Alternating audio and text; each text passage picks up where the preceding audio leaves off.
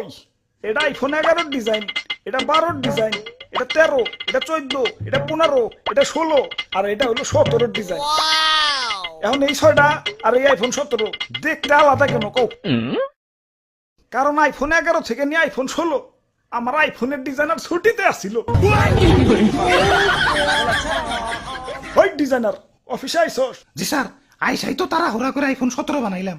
দেখেন না ক্যামেরা বামটা টান দিয়ে খালি একটু বড় বানিয়ে দিছি।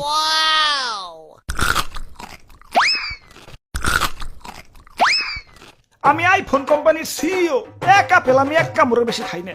আইফোনের পিছে যে তোমরা খাওয়া আপেল দেখো ওইটা তো আমারই খাওয়া। মানুষে ভালো আপেলই 500 টাকা কেজির উপরে বেচতে পারে না, আর আমি খাওয়া আপেল বেশি লাগতে আর খারাপ। নিজের পিঠে নিজে একটা থাবড় দিয়ে নি চিরে দুঃখ পাইলাম।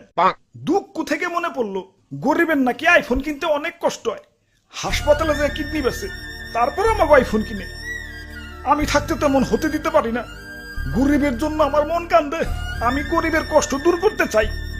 কি কোন স্যার, দাম কমাইবেন নাকি? না, এখন থেকে ফোনের দোকানেই অপারেশনের যন্ত্রপাতি রাইখা দিমু। কাস্টমার আর কষ্ট করে হাসপাতালে যাওয়ার লাগবো না।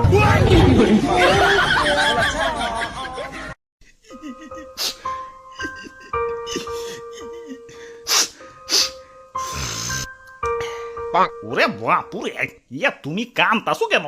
আর দাদু, আমার ব্রেকআপ হইছে। আহারে, নারীরা আসলেই চলো না মই, কাইন্দ না।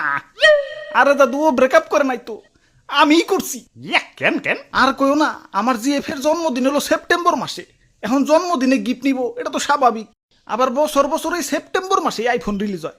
এখন জন্মদিনের সময় যদি আইফোন রিলিজ হয়, গার্লফ্রেন্ড কি আর আইফোন ছাড়া গিফট নিব? 2 বছরের সম্পর্ক আমাগো। গত বছর সেপ্টেম্বরে কিডনি বেস আইফোন 16 দিছি, এই বছর আইফোন 17 চাইবার লাগছে। তুমি কো কিডনিতে কি কুলায়?